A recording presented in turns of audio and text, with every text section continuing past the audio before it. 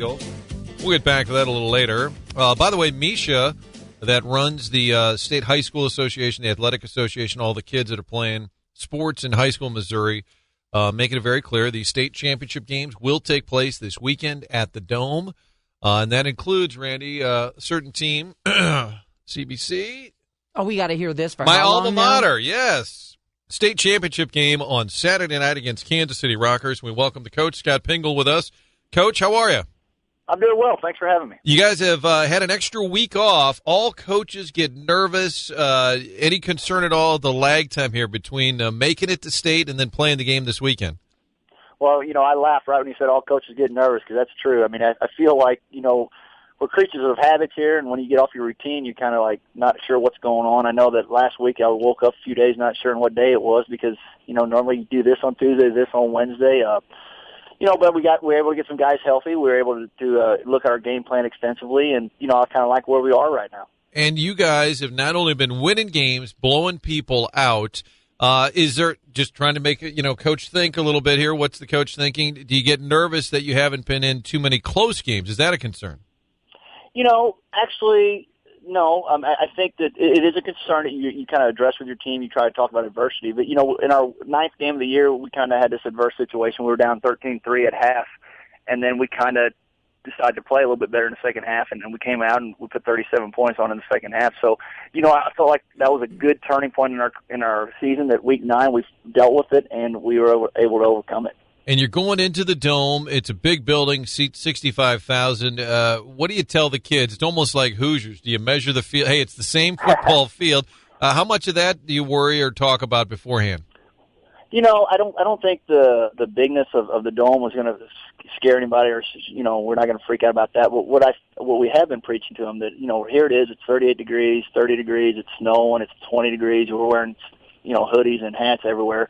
Once you get in that Dome, it's 72 degrees, and all of a sudden it's summer again. So we got to talk about hydration, making sure the boys are drinking, make sure they're staying up on their eating habits, and just making sure that they understand that this is a total different climate, temperature-wise, than what they're used to right now. Coach Scott Pingel with us, his undefeated CBC football team playing for a state title on Saturday night at the Dome against Kansas City Rockers. That's a traditional power.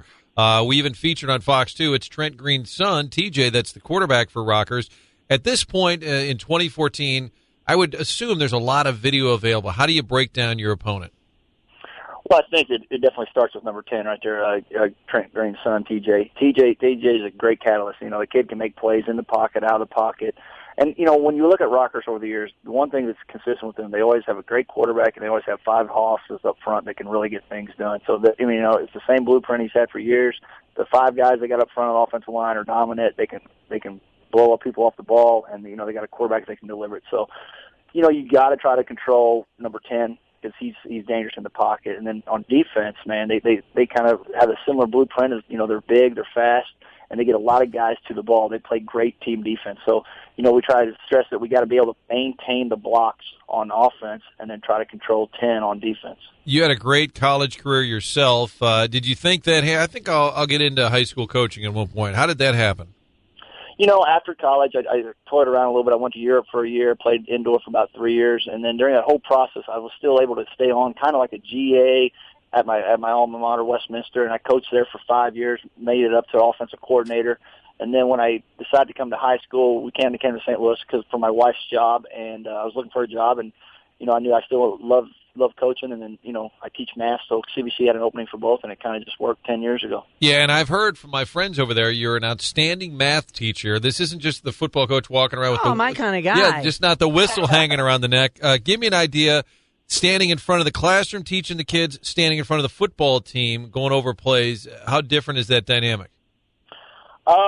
I think that you'd ask any player that had me for both a player and a teacher, or a coach and a teacher. I think that I have different dynamics in both settings.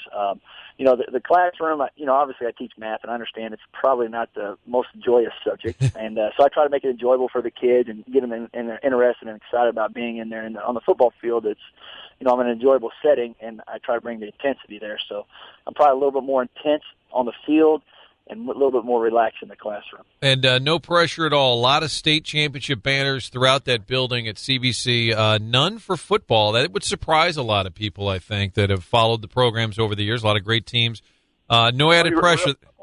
Yeah, I didn't notice that. No one ever told me that yet. No added pressure at all. Well, hey, Coach, best of luck, and keep it up in the classroom as well as on the football field. All right, thanks, guys, for having me. Okay, Scott Pingel with us. We don't have time for him to explain the Pythagorean theorem to us. I thought Randy was having flashbacks to high school math. I think it's great, though, because, let's be honest, some coaches just walk around with the coach shorts and have the whistle around their neck. You just described what you look like today.